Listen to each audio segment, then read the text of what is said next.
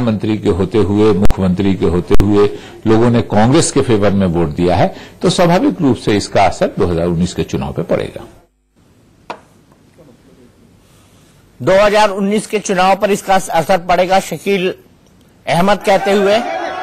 और सीधे चलते हैं शोभना के पास। शोभना, आप क्या कह रही थी, खत्म करिए कि बीजेपी ने अच्छी फाइट दी है। बिल्कुल दीपक जी, मैं यही कह रही थी कि जिस तरीके से एग्जिट पोल में क्लीन स्वीप दिख रहा था कांग्रेस को, वैसा नहीं है। अभी भी हालात टक्कर के बने हुए। छत्तीसगढ़ में हम दिखा रहे थे कि कांग्रेस और रमन सिंह की सरकार हम बनते हुए दिखा रहे थे, लेकिन वहां कांग्रेस का क्लीन स्वीप है। राजस्थान की बात करें तो अभी भी हालात जस के तस है। अभी तय नहीं हो पा रहा है क्योंकि बहुमत किसी भी पार्टी को मिलता हुआ नहीं दिखाई दे रहा है। लड़ाई बहुत कांटे की टक्कर चल रही है और अब मुझे मजा आने लगा है दीपक जी। ठीक है, पवन खेड़ा जी हमारे साथ जुड़ गए हैं, सीधे चलते हैं उनके पास। पवन खेड़ा जी से संपर्क हमारा टूट गया है, थोड़ी देर बाद फिर हम उनसे जुड़ने की कोशिश करेंगे, लेकिन संजीव नायक जी कुछ कहना चाहते हैं। जी संजीव, इसमें ये जो रुझान आ रही है, जो करीब करीब अब स्टेबलाइज होने लगा है, इससे समझ में यह आ रहा है कि एक अजीब चीज हो रहा है इस बार कि दो पॉपुलर नेता हार रहे हैं और जो बेहद अनपॉपुलर हो चुकी थी वो करीब करीब टक्कर दे रही है। ये एक अजीब ट्रेंड दिख रहा है। आपको अजीब लगता है? हाँ, क्योंकि ये दोनों जो है, पर उन दोनों राज्यों में 15 साल की एंटी इनकम्बेंसी थी और यहाँ 5 साल की। हाँ, 5 साल की थी, लेकिन अनपॉपुलर है। ऐसे एग्जिट पोल भी और ओपिनियन पोल उससे पहले भी ये हमेशा कहा गया है कि ये बहुत जबरदस्त हारेगी, लेकिन वो टक्कर दे रही है। जहां पे लोग मामा कहते हैं, चावल बाबा कहते हैं, वो इतने पॉपुलर हैं और वो अपनी जगह एक तो हार चुके हैं करीब करीब रमन सिंह, और मध्य प्रदेश में अभी भी उतार चढ़ाव चल रही है। लेकिन ये अगर बीजेपी पीछे है मध्य प्रदेश में और छत्तीसगढ़ में हार चुकी है, इसका मतलब है कि पॉपुलर नेता मार खा रहे हैं और एक अनपॉपुलर नेता कुछ हद तक एक टक्कर दे रही है। तो ये तस्वीरें बीजेपी दफ्तर से आ रही है। बीजेपी दफ्तर में पूरी तरह शांति है। ये राजस्थान के बीजेपी दफ्तर की तस्वीर है और यहां पर एक तरह से बिल्कुल शांति छाई हुई है। इलेक्शन परिणामों का असर अभी से यहां दिखाई पड़ रहा है। अगर जीत रहे होते तो आतिशबाजी होते, ढोल नगाड़े होते, सब कुछ होता, लेकिन अभी फिलहाल ऐसा लग रहा है कि राजस्थान में भारतीय जनता पार्टी के अंदर शांति छाई हुई है। थोड़ा इंतजार कर रहे हैं रिकवरी का। अब जो राजस्थान की टैली है वो मैं आपको बताता हूं। 199 में से 189 हो चुका है। बीजेपी 78 पर आगे है, कांग्रेस 95 पर आगे है और अदर्स 16 पर आगे है। ये अदर्स बेहद सिग्निफिकेंट हो जाते हैं।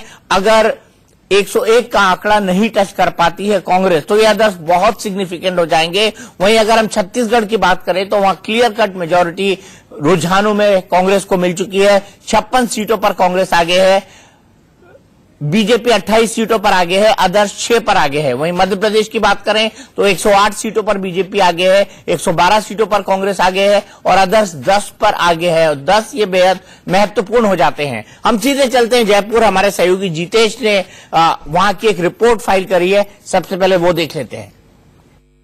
इस वक्त मैं मौजूद हूं बीजेपी के प्रदेश कार्यालय पर। प्रदेश कार्यालय से आप सीधी तस्वीरें देख सकते हैं कि इंडिया न्यूज ITV नेटवर्क का इंडिया न्यूज यहां पर सीधी तस्वीरें दिखा रहा है और भाजपा कार्यकर्ताओं को भी इंडिया न्यूज पे पूरा भरोसा है, इसलिए इंडिया न्यूज यहां पर पूरी फुल स्क्रीन पे दिखाया जा रहा है। मध्य प्रदेश, छत्तीसगढ़ और राजस्थान की सीधी तस्वीरें, पल पल की अपडेट इंडिया न्यूज अपने दर्शकों को, और भाजपा यहां पर पूरी तरह से इंडिया न्यूज पे अपडेट्स पे विश्वास कर रही है।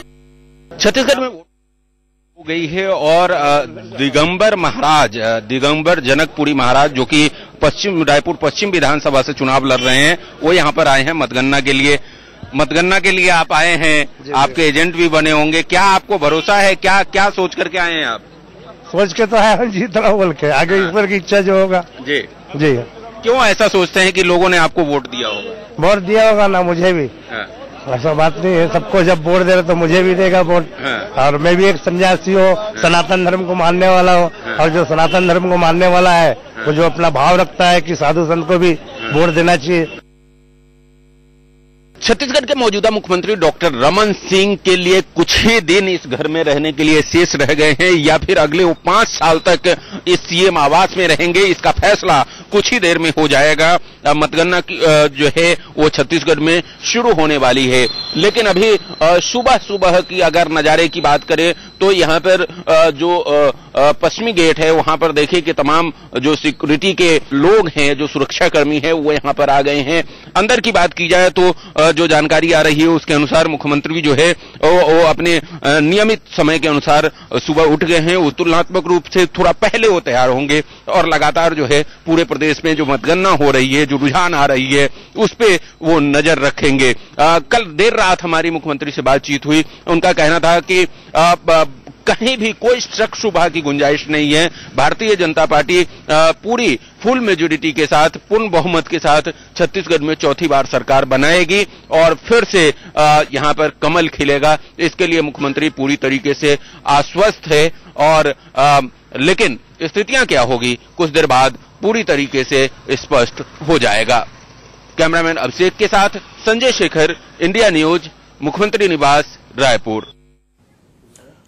तो ये आप देख रहे हैं कांग्रेस में जश्न की तस्वीरें तीनों जगह पर। छत्तीसगढ़ में बिल्कुल डिसिसिव मैंडेट की तरफ कांग्रेस आगे बढ़ रही है। कांग्रेस 60 सीटों पर आगे है, बीजेपी 23 सीटों पर आगे है और अदर 7 सीटों पर। उधर राजस्थान की बात की जाए तो राजस्थान में सेंचुरी बना ली है कांग्रेस ने। 1 सीट बस उसे चाहिए और 1 सीट पर बहुमत उसे मिल जाएगा। और 199 की अगर बात की जाए तो 199 में 100 सीटों में कांग्रेस को बहुमत मिल जाता है। तो रुझानों में कांग्रेस को राजस्थान में बहुमत मिल चुका है, यानी आंकड़ा 2-0 हो चुका है इन 3 राज्यों की बात की जाए उस हिसाब से। और मध्य प्रदेश में भी कांग्रेस आगे चल रही है 112 सीटों पर, बीजेपी 108 सीटों पर आगे है और अदर्स 10 सीटों पर आगे है। इसी को जानने के लिए हम हमारे तीनों सहयोगियों के पास बारी बारी चलते हैं। आप इसको राजनीतिक तौर पर सुशांत किस तरीके से देखते हैं? इसके क्या राजनीतिक मायने निकाले जाए? इस परिणाम के क्या राजनीतिक मायने निकलेंगे 2019 के लिए? देखिए दीपक जी, अगर हम इन 5 राज्यों की बात करें तो एक राज्य मिजोरम जहां कांग्रेस को एंटी इनकम्बेंसी झेलनी थी और 3 राज्य जहां बीजेपी को एंटी इनकम्बेंसी झेलनी थी। और हम देख रहे हैं कि मिजोरम में कांग्रेस उसे नहीं झेल पाई, वो वहां अपनी सत्ता गंवा रही है।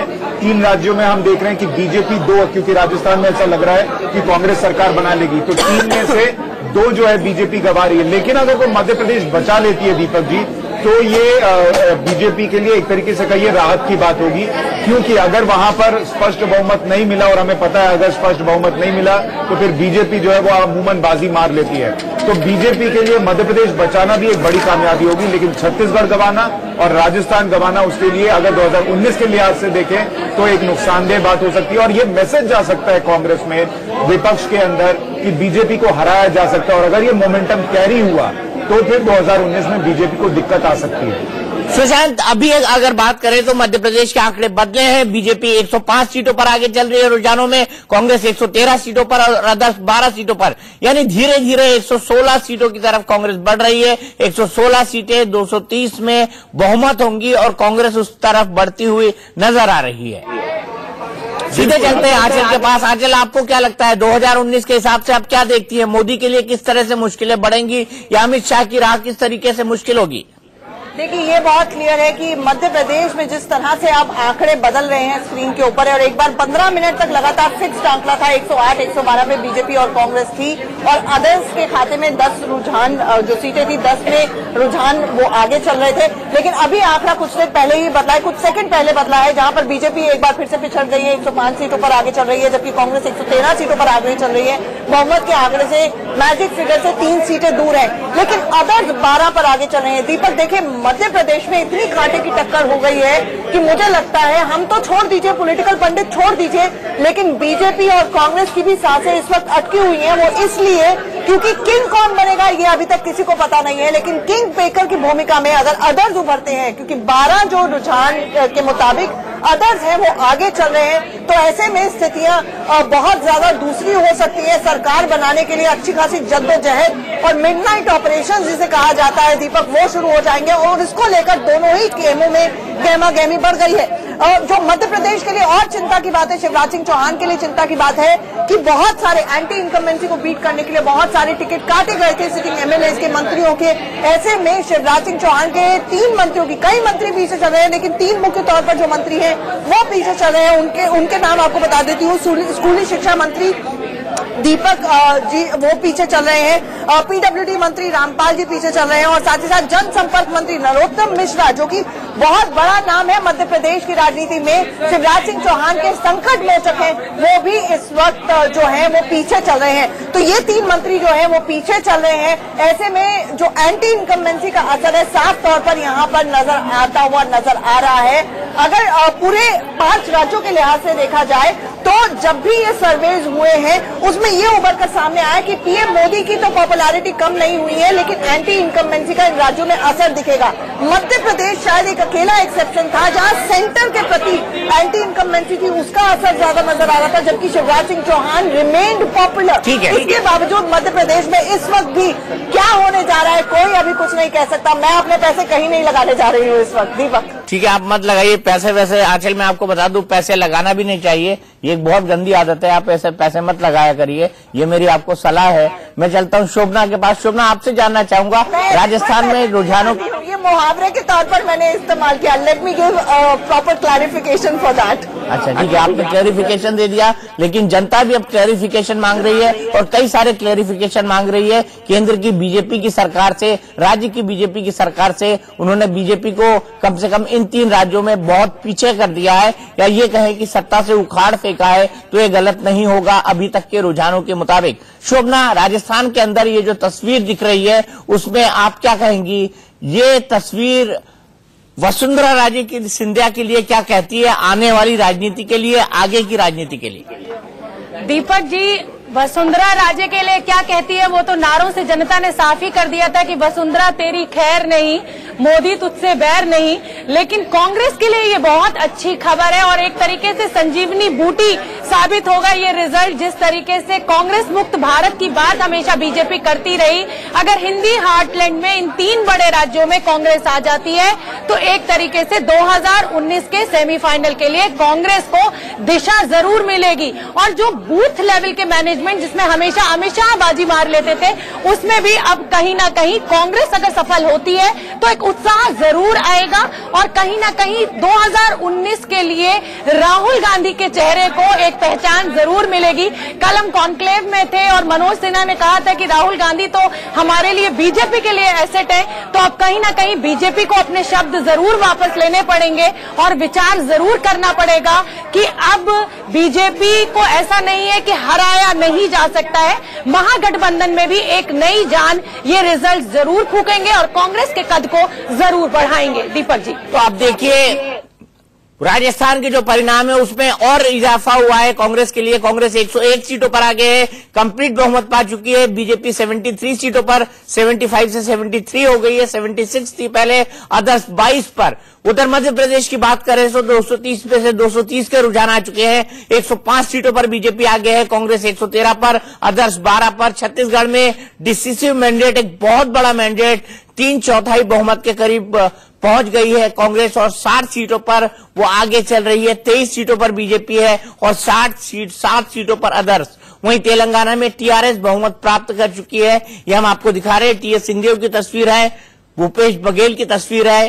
कांग्रेस पे मजबूती, गद्दी के दावेदार कौन कौन है ये दिखा रहे हैं, और कांग्रेस में गद्दी के दावेदार राजस्थान में कौन कौन है ये भी हम आपको दिखा रहे हैं।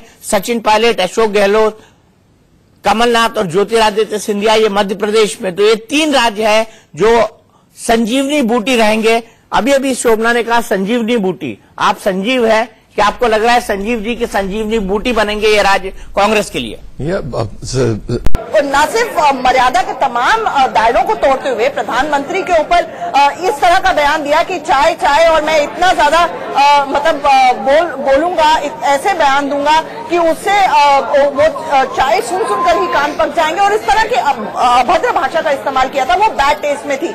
लेकिन ये बहुत दिलचस्प है दीपक कि AIMIM जो कि ओवैसीज की पार्टी है, उसका जो सितारा है वो 90 के दशक में जब जिस तरह से बुलंद हुआ, लेकिन आज की तारीख में भी वो 8 सीटों पर ही चुनाव लड़ रही है। मीडिया में अपने आप को ये दिखाने की कोशिश कि वो एक बहुत बड़ा मुस्लिम चेहरा है, अकबरुद्दीन और असदुद्दीन ओवैसी करते हैं। वो मीडिया में एक तरह से मुस्लिम वोट बैंक के बहुत बड़े खैरख्वाह के रूप में उभरने की कोशिश करते हैं। लेकिन सच ये है कि 8 सीटों पर तेलंगाना में आप कंटेस्ट कर रहे हैं, यूपी बिहार में आप फेल हो चुके हैं, महाराष्ट्र में मिनिस्क्यूल आपकी प्रेजेंस है। तो ऐसे में तेलंगाना के अंदर केसीआर की वापसी के इस वक्त आंकड़े मिलते हुए साफ तौर पर नजर आ रहे हैं। क्या ओवैसी, क्योंकि ओवैसी चाहेंगे कि वो सपोर्ट दे केसीआर को, ऐसी स्थिति बने, क्योंकि उनके पॉलिटिकल सर्वाइवल के लिए बहुत जरूरी होगा। ठीक है, आज हम इस पर बात करेंगे। मैं आपको मध्य प्रदेश का आंकड़ा एक बार फिर से बता देता हूं।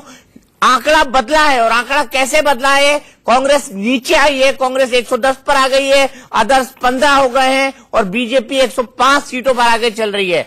अगर बीजेपी और अदर्स को जोड़ दिया जाए तो 5 और 5 10 और 10 20 120 सीटें हो जाती हैं बीजेपी प्लस अदर्स की, और कांग्रेस 110 पे सिमट जाती है। तो बहुत दिलचस्प आंकड़ा, बहुत दिलचस्प तस्वीर मध्य प्रदेश की बन रही है। इस तस्वीर पर आप क्या कहेंगे आचार्य?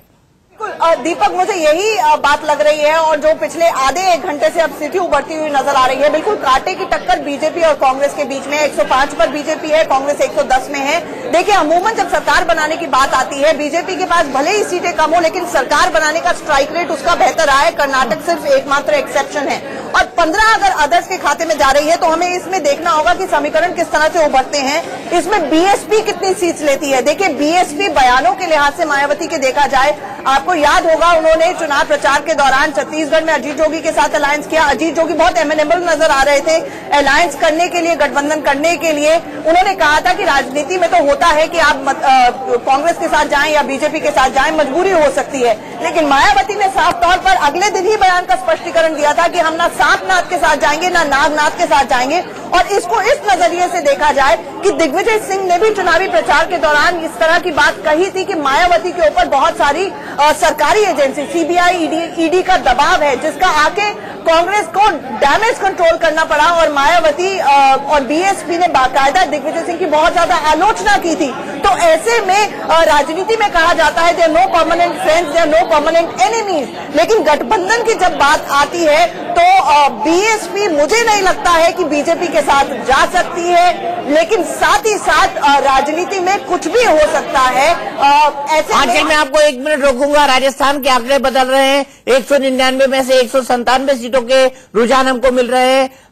कांग्रेस का आंकड़ा थोड़ा कम हुआ है, कांग्रेस 100 पर आ गई है, बीजेपी 80 पर है, और अदर्स 17 पर।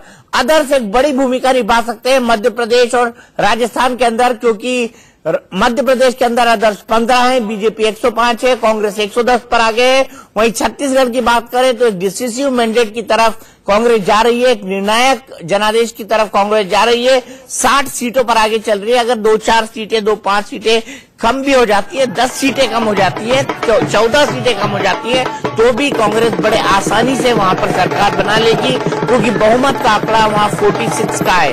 ये देख सकते हैं आप, कांग्रेस कार्यकर्ताओं में जश्न की तस्वीरें हैं, कांग्रेस कार्यकर्ताओं के अंदर जश्न है। हालांकि कांग्रेस ने कहा है कि जश्न मनाने में संयम बरते कार्यकर्ता, लेकिन कार्यकर्ता तो कार्यकर्ता होता है। तो संजीव जी, और बड़े दिनों के बाद उसको अवसर मिला है, बड़े दिनों बाद मिला है। सबसे बड़ा मैंने प्रदेशों में देखें तो 2 प्रदेशों में 15-15 साल के बाद, और वैसे देखें तो बाकी जगह 5 साल के बाद। राजस्थान में हो या केंद्र के हिसाब से भी अगर देखें तो 5 साल के बाद उनको ये जश्न मनाने की एक मौका मिली है। ये मौका वो गंवाना नहीं चाहेंगे, और ये आगे की भी काफी संकेत दे रहा है। तो उनको लग रहा है कहीं उनकी नेता आगे जाके केंद्र में भी सरकार ना बनाए। तो इसकी ये इसी आशा में वो लोग जश्न मना रहे हैं कि आगे की रास्ता साफ हो रहा है। पवन खेड़ा जी हमारे साथ जुड़ गए, सीधे चलते हैं उनके पास। पवन खेड़ा जी, एक डिसिसिव मैंडेट छत्तीसगढ़ में तो आपको मिलता दिखाई दे रहा है, लेकिन अगर बात करी जाए राजस्थान की, तो राजस्थान में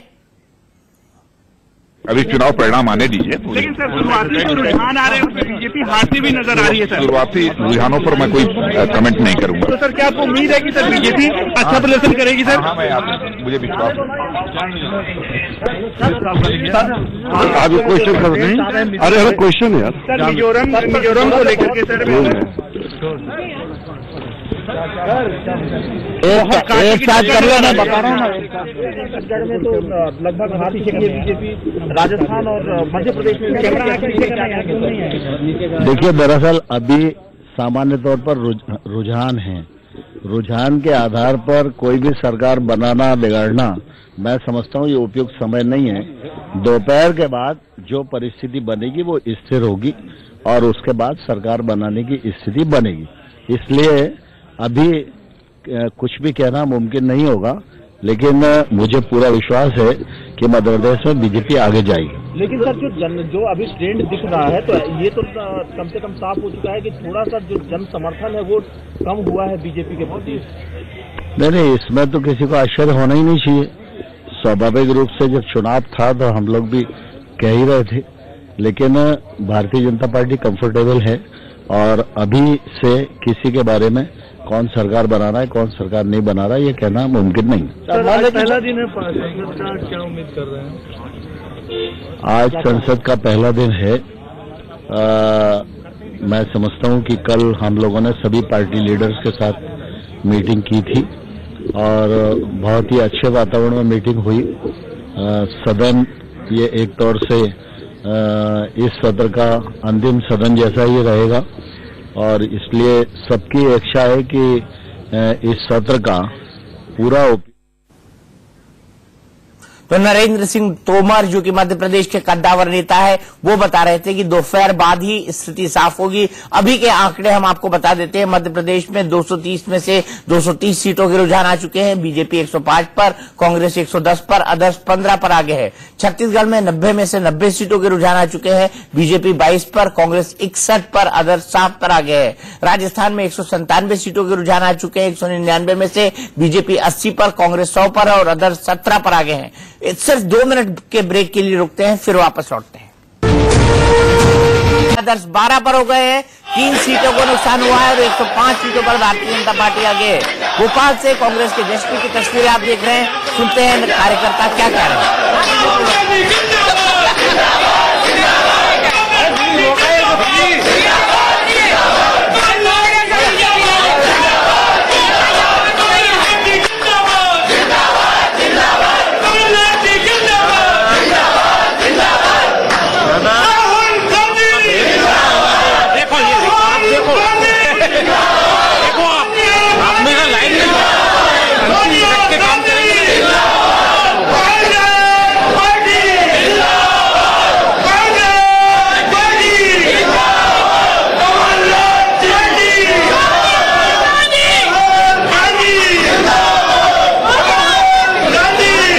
जश्न की तस्वीरें। सीधे चलते हैं सुशांत के पास। सुशांत, 4.5 साल बाद मौका मिला है राहुल गांधी जिंदाबाद कहने का कांग्रेस कार्यकर्ताओं को, और ये मौका शायद ही वो छोड़ना चाहेंगे। हमारे और आज तक के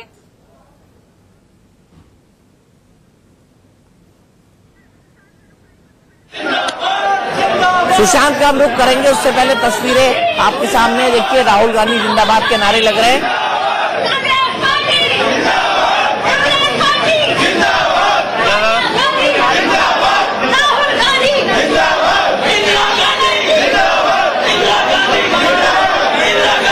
हमारे साथ अनिल जैन, जो कि एमपी राज्यसभा है, वो भी जुड़े हैं और बीजेपी के इंचार्ज थे छत्तीसगढ़ में। और कांग्रेस को 61 सीटें अब बढ़त में मिलती दिखाई दे रही हैं। 61 सीटें में रुझानों में आगे है। अनिल जैन साहब, ये क्या हो गया? देखिए दीपक जी, अभी तो ये सेकेंड राउंड की काउंटिंग हुई है।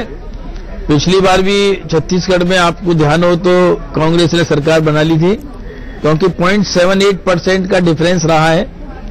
तो इसलिए और 30-30, 40-40 राउंड की काउंटिंग होनी है। मैंने वहां पता किया, कहीं 300 से कहीं 400 से लोग आगे हैं। और ये बात ठीक है कि अभी रुझान में कांग्रेस पार्टी आगे दिख रही है और मुझे आई एम स्टिल होपफुल कि हम अब वापस आएंगे। लेकिन 61 सीटों पर आगे है। छोटी मोटी अगर 2, 3, 4, 5 सीटों की बढ़त होती तो मैं मान लेता अनिल जी कि अभी भी बाउंस बैक कर सकती है भारतीय जनता पार्टी, जिस तरह की सम्मानों देगी। जैसे मध्य प्रदेश का टैली में आपको बताऊं, बीजेपी अब आगे हो गई है। बीजेपी 112 पर है, कांग्रेस 108 पर रुक गई है और अदर्स 10 पर। तो बीजेपी बहुमत से रुझानों में मात्र 4 पीछे है, कांग्रेस अब पीछे हो गई है। मध्य प्रदेश की बड़ी खबर, 112 सीटों पर बीजेपी, कांग्रेस 108 सीटों पर, अदर्स 10 पर। तो अगर 4 सीटें और पा लेती है भारतीय जनता पार्टी तो एक डिसिसिव मैंडेट की तरफ बढ़ जाएगी। 116 का बहुमत है। आंचल बताइए, 112 सीटें यहां पर बीजेपी गेन कर रही है और कांग्रेस 108 सीटों पर पीछे हो गई है। क्या शिवराज सिंह चौहान की किस्मत इतनी तगड़ी है कि हार कर भी जीत जाए? और हार के जीतने वाले को बाजीगर कहते हैं। देखिए दीपक जी, मैं अभी भी कहता हूं कि ये सेकेंड राउंड और मैक्सिमम कई जगह थर्ड राउंड शुरू हुआ है, और क्योंकि इस बार काउंटिंग राउंड से हो रही है पूरे प्रदेश की, तब उसके हिसाब से डिक्लेयर करते हैं। तो 300-400 वोटों से कहीं आगे पीछे हैं। इससे अभिप्राय ये नहीं निकाला जा सकता कि हम कांग्रेस वहां सरकार बनाने जा रही है। बना भी सकती है, इसमें चुनाव है, जो रिजल्ट आएगा हम उसको शायद स्वीकार करेंगे। लेकिन मैं आई एम स्टिल होपफुल कि हम छत्तीसगढ़ में वापस आएंगे और हम लीड लेंगे। आप लीड लेंगे, आपको उम्मीद है। लेकिन मेरा यही सबमिशन है अनिल जैन जी, जो अंतर है वो बहुत बड़ा है। बीजेपी के पास मात्र 22 सीटें और कांग्रेस के पास 61 सीटें, 61। नहीं दीपक जी, अंतर सीटों का, जिस सीट पर 400 वोट से आगे हैं, 2 राउंड की वोटिंग है, आप किसी भी सीट पर ऐसा बहुत बड़ा डिफरेंस वोटर्स का नहीं हुआ है। इसलिए जब पलटेगा तो एक साथ पलटता है। ऐसा भी हो सकता है क्योंकि अभी एक राउंड हुआ है, तो आप कह सकते हैं रुझान के हिसाब से कांग्रेस आगे है, और हम मानते हैं कि कांग्रेस आगे है। लेकिन हमको उम्मीद है कि ये अभी 2 ही राउंड का चुनाव हुआ है, काउंटिंग हुई है, और 30 अब कसडोल में 40 राउंड की चुनाव काउंटिंग होनी है। तो अभी से कैसे कयास लगा सकते हैं? फिर बताता हूं आपको अनिल जी, मध्य प्रदेश का आंकड़ा और दिलचस्प हो गया है। बीजेपी 109 पर है, कांग्रेस 109 पर है, अदर्स 12 पर। बीजेपी 109 पर है, कांग्रेस 109 पर, अदर्स 12 पर। तो बेहद दिलचस्प आंकड़ा है। मध्य प्रदेश के बारे में अनिल जैन जी क्या कहेंगे? मध्य प्रदेश में तो आप अभी भी गेम में बने हुए हैं। नहीं, मध्य प्रदेश हम अभी भी, मैं तो अभी राजस्थान के बारे में भी कहता हूं दीपक जी कि देखिए स्थिति साफ होगी। मध्य प्रदेश में तो हम गेम में हैं, और मुझे लगता है कि अभी सेकेंड राउंड का ही काउंटिंग है। मध्य प्रदेश में हम बहुमत के आंकड़े से अच्छी तरह से पार जाएंगे। लेकिन अनिल जैन जी, दिल्ली के बीजेपी दफ्तर जहां पर आप बैठे हुए हैं, वहां पर बुरी तरह सन्नाटा क्यों पसरा हुआ है? ना नेता दिख रहे हैं, सन्नाटा कहां? यहाँ देखिए इतनी चहल पहल है। आप नहीं, अरे यहाँ इतनी चहल पहल है, लोग इतने सारे घूम रहे हैं दीपक जी, बहुत लोग हैं यहाँ। और दूसरी क्या है कि अभी कार्यकर्ता तो जब इकट्ठा शुरू होंगे, जब जीतना शुरू होंगे तो कार्यकर्ता भी इकट्ठे हो जाएंगे, ये तो स्वाभाविक है। एमपी का आंकड़ा एक बार फिर बदला अनिल जैन जी, बीजेपी 100 पर रह गई है, कांग्रेस 114 पर पहुंच गई है। 114 का मतलब ये होता है कि बहुमत के आंकड़े से 2 सीटें दूर, और अदर 16 पर है। तो मध्य प्रदेश में आपको क्या लगता है, जो तेजी से बदलता हुआ आंकड़ा है, अगर 3-0 होता है तो इसका 2019 के चुनाव में क्या असर पड़ेगा?